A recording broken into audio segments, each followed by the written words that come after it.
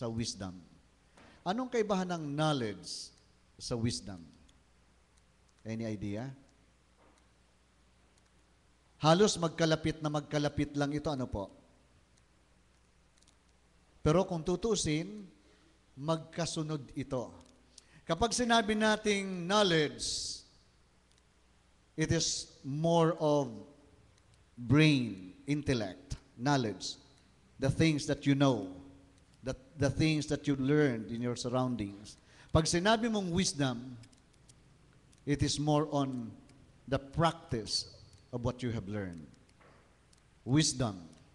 Ang pinag-uusapan dito sa narinig natin is wisdom and knowledge. Sa banal na kasulatan, sa salita ng Diyos, pinakikita nito, napakahalaga ng dalawang ito. Kung ikaw ay nagki-crave lamang for wisdom and you don't have knowledge, you can never have it.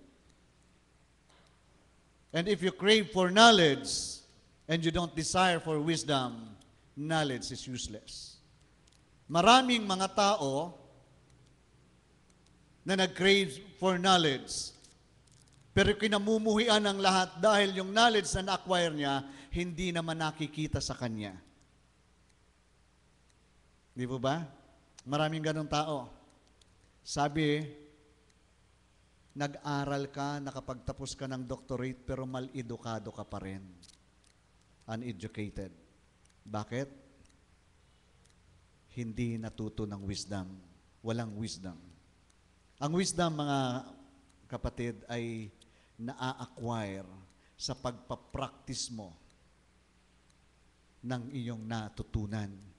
May kilala akong magaling na engineer sa theory. Nagpaplano siya, gumagawa siya ng mga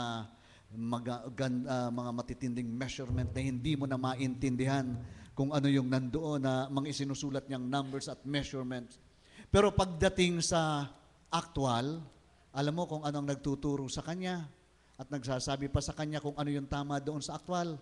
Isang bingi, halos bingi, na napakalakas na ng boses mo hindi makarinig, pero eksperyensyadong foreman. Ang galing. Pumunta ka ngayon sa TLGA. Makikilala mo kung sino yung sinasabi kong foreman. No? Na sinasabi niya doon sa engineer, ito kasi yan ganito ka. Hindi niya lang madirekta yung engineer, mali na yata ang sinasabi mo. Kasi ito ang pagkakaintindi ko yan. Nakikinig sa kanya yung engineer. Why? Because that person acquired wisdom. He learned in his experiences.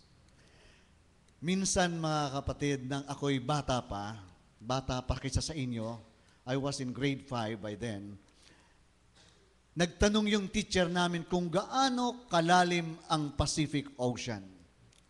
Obviously, mga grade 5 kami, hindi namin alam. Naghulaan. Siguro 1,000 miles deep. Mali.